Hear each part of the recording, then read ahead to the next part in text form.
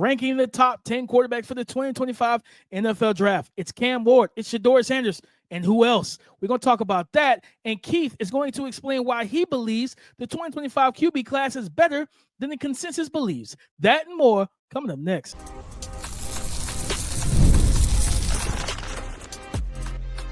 You are Locked On NFL Draft, your daily podcast covering the NFL Draft. Part of the Locked On Podcast Network, your team every day.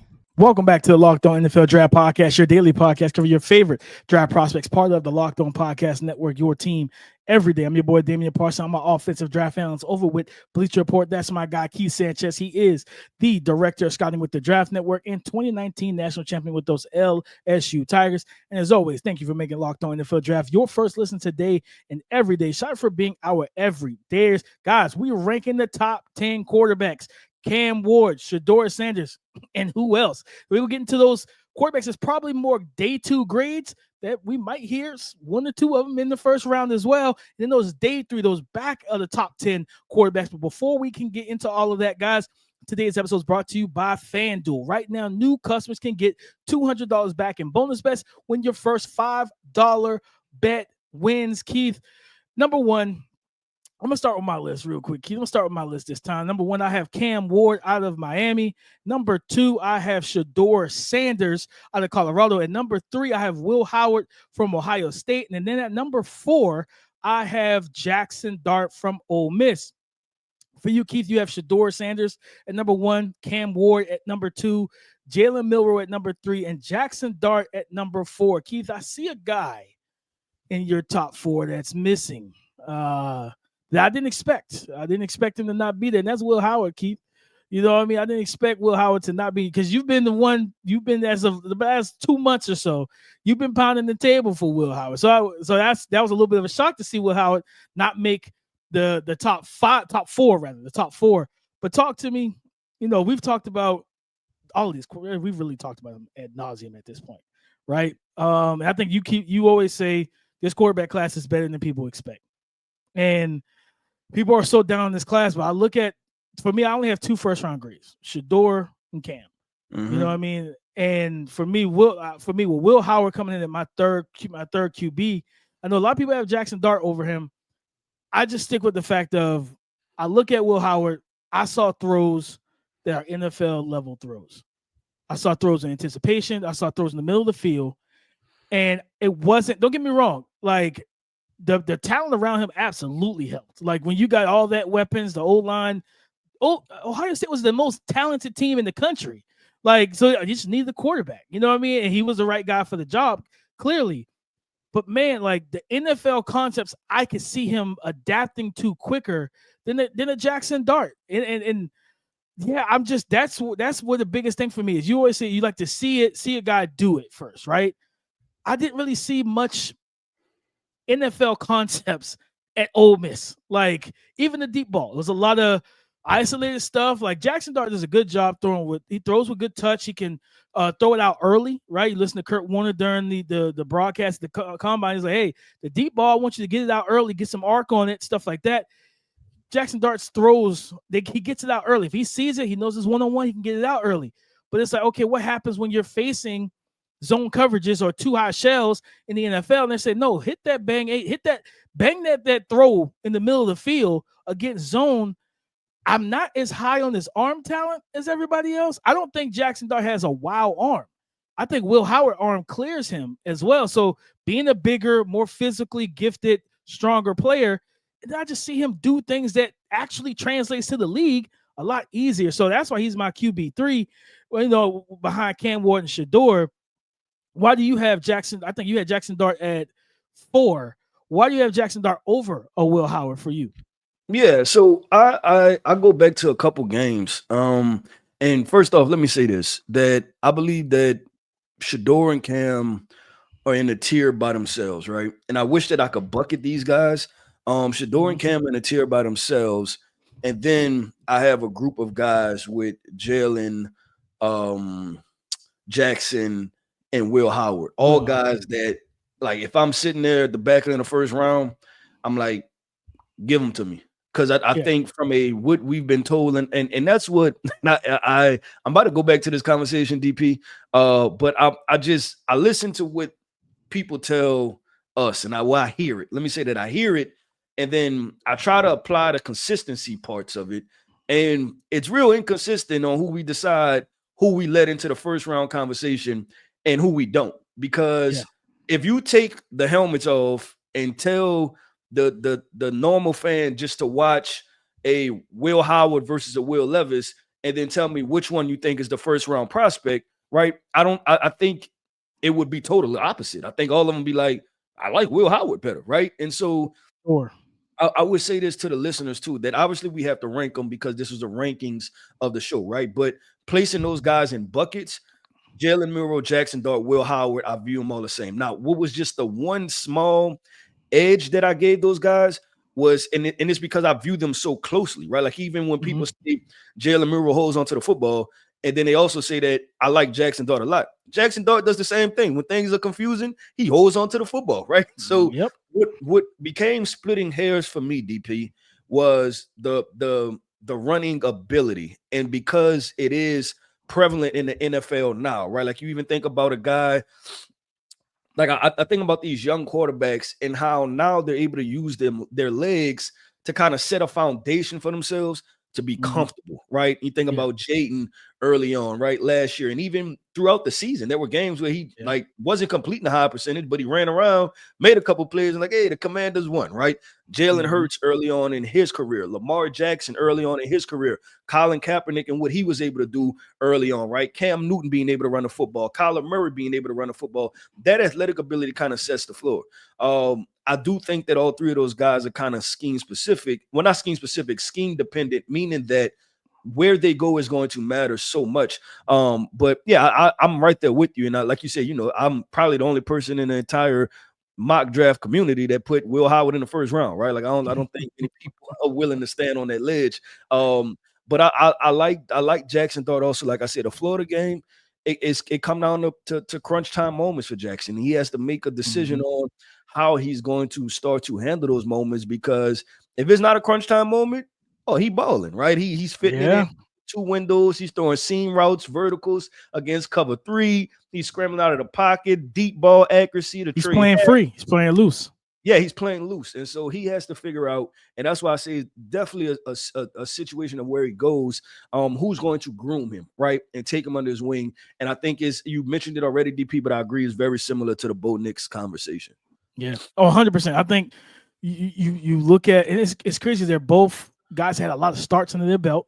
Yep. And, Bo Nix fell to the right coach that, and I'm be honest, what Sean Payton did with Bo Nix, all 31 other offensive coordinators and offensive game designers should do the same thing. Okay, what do you excel at? Where are you most comfortable? Okay, you're comfortable with this? Run it. Like, run that instead of trying to fit them into your offense right out the gate. Yeah, and that's the issue that I have. And I'm gonna quote Mel Kiper on this. And this is because this is exactly where the hell I stand at, right? Is exactly how I feel, DP. Is that I forgot what he said. He said everybody keeps listening to the NFL for answers on how to handle quarterbacks, and the NFL don't know what they're doing. They have no idea. And that's where, and maybe that's why my rankings with these quarterbacks and how I feel about them, or people, it's because I'm just watching the film, right? I'm not paying, like I'm watching the film and I'm giving out their grades, and then I'm deciding a path for them to be successful. If you put them in this situation, I think they could be successful. If you don't 100%. Put them in this situation, they probably won't be successful. And I think it's just that simple. But when you put it because I'm gonna go down this route, right? If you put like I said, the Will Howard, Will Levis in that bucket, right? And then we go down and some of these big, strong arm pocket passers, right? Like why is Will Howard not getting the Josh Allen comp, right?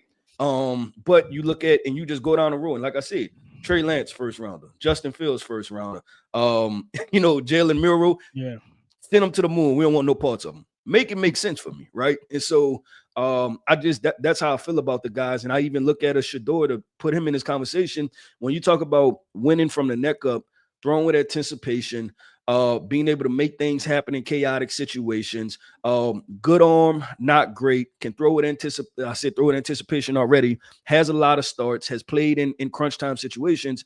DP, I could tell you that's Shedeur Sanders, or I could tell you that's Bryce Young, right? And so we have to think about it. That's an interesting thing, Keith, because I was gonna bring that up. Everybody is like, "Oh, I don't want Shedeur because his arm talent," and I'm like, "But Shedeur like 6 foot, 6'1", whatever." Let me look at his. Like, I seen him he's at the 6'1" and a half. Yeah, he's 6'1". He's 6'1" and a half. Like, he came at 6'1" and a half. Yep. But Bryce came in at 5'10", 5'11", like mediocre arm, if you want to call it, like mediocre to good arm. If you were okay taking Bryce first overall, what is the problem with Shedeur?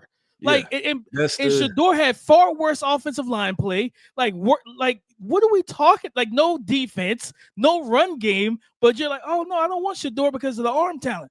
Well, you shouldn't have want Bryce Young because of the arm talent either. If that's your argument, like the way that the whole thing with Shedeur Sanders boggles my mind. I love his game.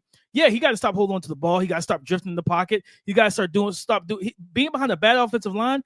Because if you go back to Jackson State, he didn't do those things at Jackson State because his offensive line was competent enough to give him time in the pocket. At 2 years behind Colorado builds up bad habits.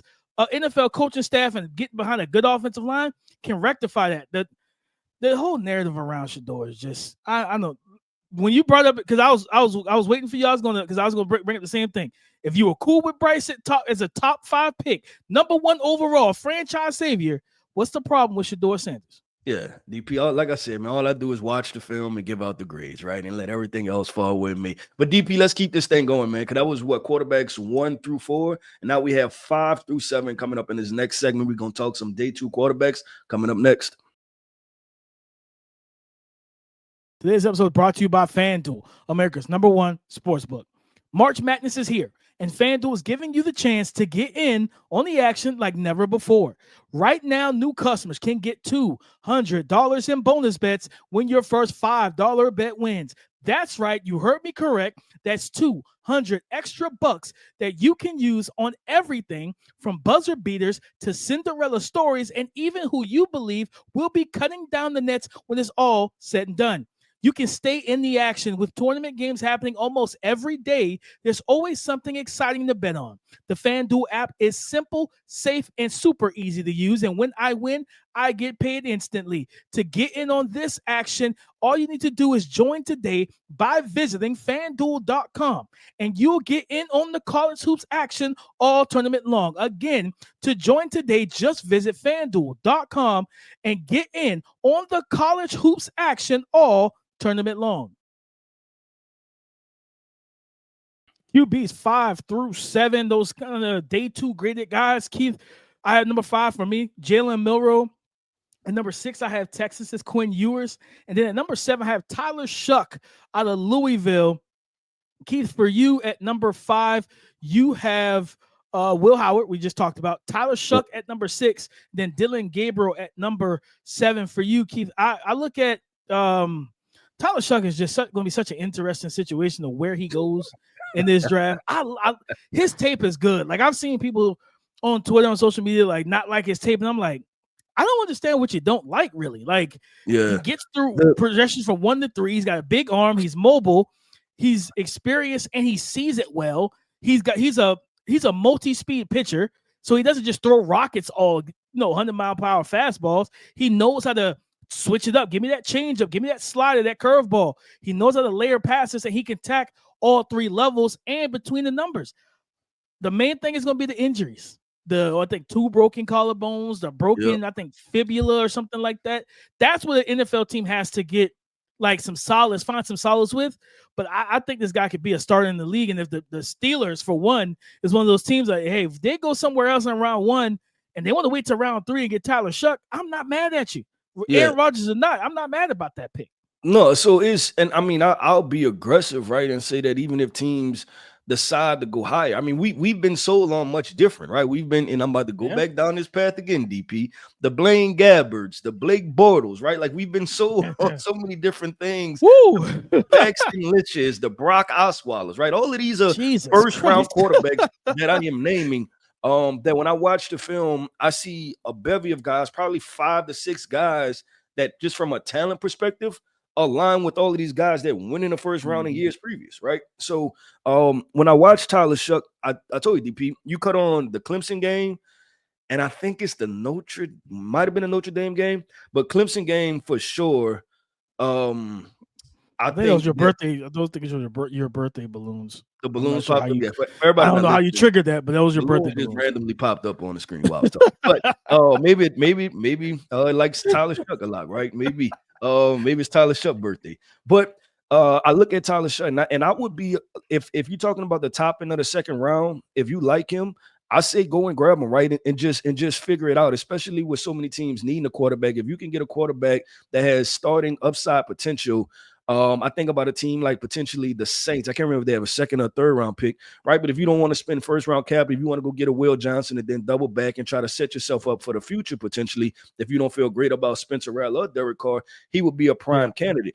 For me, being comfortable with drafting Tyler Shuck, obviously the medicals clearance, you spoke on that, DP. But the next thing for me would be diving into, I would want to watch every snap he took, right? Going through all the colleges he's been in. I think he originally started at Oregon, I believe. I think Oregon, Texas Tech, and then to Louisville. I want to watch every snap, every single snap he's ever taken, because I want to know why were you successful this year?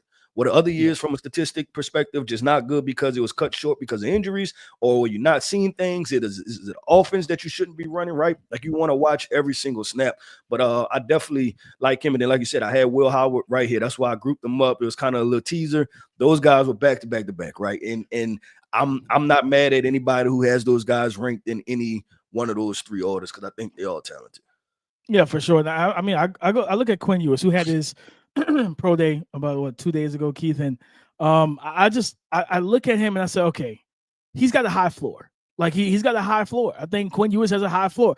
The ceiling might be a little compromised, but I think it's the ceiling can elevate for him if he fixes some of his decision making, right? Like don't hold the ball, like have a quicker clock in the pocket, right? So like the weird part with Quinn is, you've seen him make good decisions before, right? Like, it's like, I've seen you in the same exact situation and you make a great decision. Like, because even coming in, I think this is what, I don't know, DP, I have no idea. This is my second or third year writing reports. I feel like I never wrote 4 reports on Quinn Ewers. But it's like, I feel like it was increasingly getting high, right? And then things started to kind of dwindle down some. As far as like decision making was some of the best things he did. Decision making, IQ, understanding defenses, and throwing with anticipation was off the charts. And it's just for some reason, I felt like it was how we talked about with Jaxson Dart, right? Jaxson Dart, before the game is on the line, he's loose, he's free. You know, those buzzwords, he's a gamer, all those front things that they'll say. That's how he played. He just played like a guy that the pressure's not on. Then when the pressure got on, he played tight. Like it was like he played not to lose, which caused him to make losing plays. Same thing we see with coaches. You got a 10-point lead in the fourth quarter of the game. There's 8 minutes left. Let's not just go to running the ball every time. Like still be aggressive. You're playing to lose, and typically you lose when you play not to lose, right? With Quinn, it was kind of like this year. I felt like with Quinn Ewers, knowing that Arch Manning was behind him, it was kind of a playing tight all the time situation.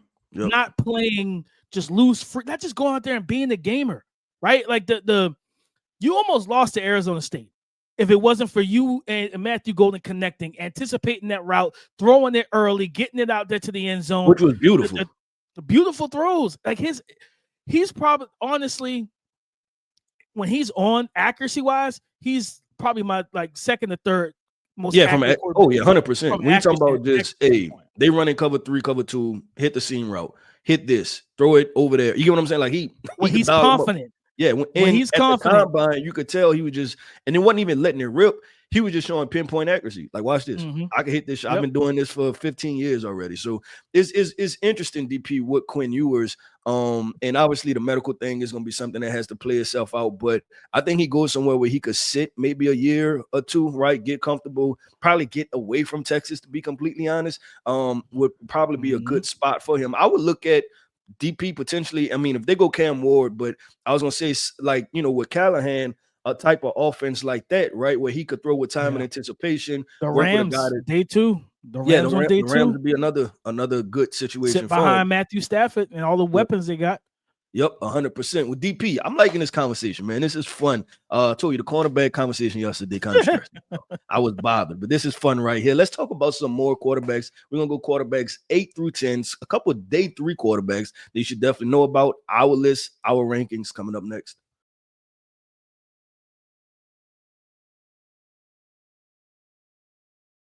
Thank you for making Locked On NFL Draft your first listen today and everyday shot for being our everydayers. Day 3 quarterbacks 8 through 10. For me, Keith, I had number 8. I have Kyle McCord out of Syracuse. At number 9, I have Riley Leonard out of Notre Dame. And at number 10, I have Dylan Gabriel out of Oregon. For you, at number 8, you have Kyle McCord as well. You have Quinn Ewers at number 9, and then Riley Leonard at number 10. Kyle McCord, Keith, feels like to me that guy that's going to be that's been kind of forgotten in this QB class. The outstanding season he had at Syracuse. He's one of those guys that I don't think he's cut out for like those bright light cities, with the crazy media markets. Yeah, don't send him to New York. He shouldn't be a Jet. He don't need to be a Giant. He don't need to be in Dallas. Like he don't need to be in them type of situations. I think you get him in an offense. Like I'll say this, like, you know, we always put like Dylan Gabriel because it makes sense to Miami. I think Kyle McCord would be a nice fit in Miami. His arm talent. They need. I mean, Tua doesn't run the ball because instead of putting them in the offense that, you know, I don't want to backing up Jalen Hurts, Lamar, like, because the offense is not ran to your skill set. You know what I mean? We have too much QB built-in runs. Yeah, they're not applicable practice reps, right? No, not at all. Like, it doesn't help your skill. It's going to be a totally different run offense if one of those guys go down and you're our quarterback now, right? Like, you have to throw the ball. You don't give us an athletic upside. I think with Mike McDaniels in Miami, if he's still there after the season, long as nothing goes wrong, if they don't feel comfortable with Tua, like, I think Kyle McCord on day 3, top of the 4th round, is a perfect fit for them. He has the arm talent to take those deep shots consistently with a Tyreek Hill, a Jalen Waddle, things of that nature. But he also can hit those shallow intermediate routes that you see them dial up so much, the crossing patterns, the in cuts, things of that nature. If you want to run some quick hitches and comeback routes, he's got the arm talent to make that far hash throw, and it's not, oh man, it's taking a minute. You know what I mean? Like, that plane got a little bit of air underneath it. Like, he can drive those throws, and I think he's a smart player. Like, we saw him naturally. Let's be honest, Keith. He changed the program for Syracuse in 2024. He did. Like, he changed that program, and that type of stuff goes a long way with teams because they like, okay, it just wasn't your play. Like, your guys like literally rallied around you in that offense. The head coach said once they got him, was like, thank you, Ohio State. Like, they were that happy about getting Kyle McCord. So, and if you everybody was out on him too, right? It was like, okay, we'll see how this goes. I came on this podcast and we talked about Marvin Harrison, and I lit Kyle McCord up. I was like, listen, we did. Like, you made my guy's season a lot harder than it needed to be. But I think my comp for him was Kirk Cousins.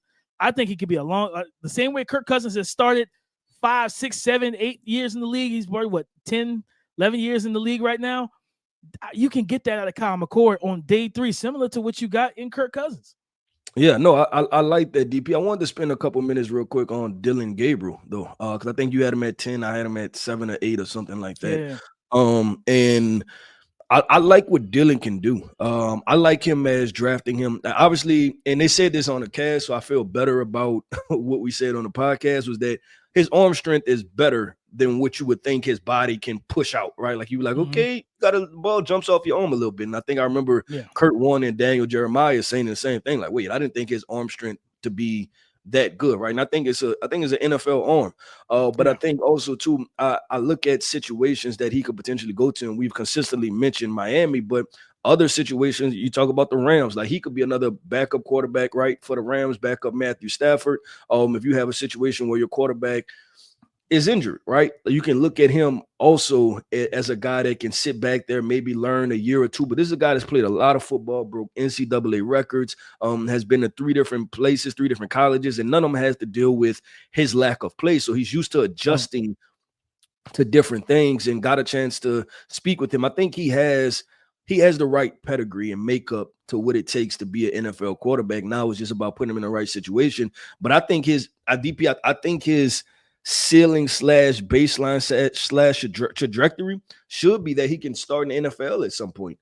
Just because of the arm talent, the instincts. You see him step up in the pocket. You see him make big time throws. He's played in big time games, big time situations. Now, am I expecting him to be a guy that's going to throw for 450 yards and 3-4 touchdowns? No, that's not what he's going to be. But a solid 250, 2 touchdowns, things like that. I think Dillon Gabriel could potentially give that to you.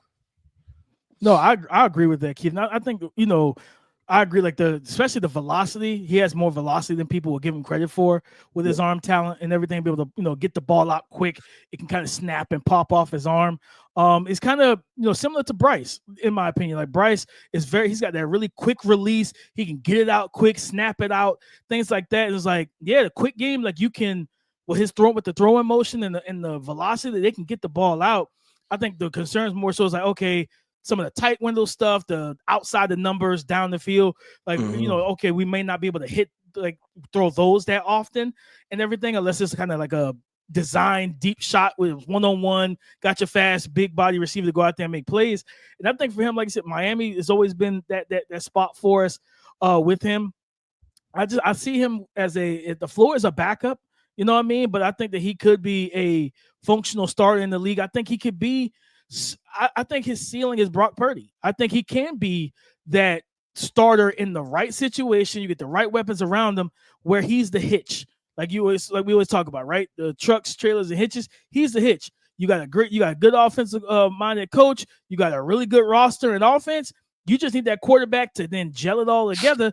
I think Dillon Gabriel can be that. I think he's that type of guy that can come in and right the ship in that right situation as a starter. At worst, he's a really good backup to where he's like, hey, if our starter goes down, we're okay. Like we not have the exact same type of play, but we're not falling off a cliff because we do have a guy who's capable of stepping in and making the right plays and the right reads and settling down our offense. Because again, I think he broke Bo Nix's starting record in college football. Like he owns that now. Like, you know what I mean? He's played a lot of ball. He's seen a lot of things. And especially the main thing you want to have, make sure you got the RPO game in the offense. That RPO game, the quick game, play action, you allow him to see it and get into rhythm. He can make quick decisions. We saw what he did at Oregon for this past season, and we seen what he did at UCF. We see what he did at Oklahoma. You know what I mean? I think his final year at Oklahoma, they beat Texas in the last Red River rivalry. Before the whole conference alignment stuff, he's got big time moments in college football. A lot of experience. Like I said, baseline backup, but he can be a functional starter in the right situation. Yep, I agree with DP. That one was fun right there, man. I told you that one was a lot less stressful. I'm not going to say this. I said it once. I'm going to say it again. I like this quarterback class more than everybody else, right? I think this pretty solid QB class. You put them in the right situations. You can end up with some starters. But DP, that wraps up another episode, man, of the Locked On NFL Draft Podcast. I want to end this podcast off by saying shout out to our everydayers. Thank you for tapping in with us each and every single day. Every listener is greatly appreciated here over at Locked On NFL Draft. I am Keith Sanchez. You can find me on X at The Talent Code. That right there is my guy, my co-host, Mr. Damian Parson. You can find him on X at DP_NFL. And like we like to say, man, y'all come talk to us because we like to talk back. Go subscribe and follow for free on YouTube wherever you listen to podcasts to get the latest episode as soon as it is available. Guys, coming up on Monday, it's Mock Draft Monday again. This time, I'm not going to have the odds. I'm going to have the evens. We're going to see how the whole thing shakes out when me and Keith switches the numbers in the draft, and we're going to keep Mock Draft Monday going. So come and join the conversation again tomorrow on the Locked On Podcast Network, your team every day.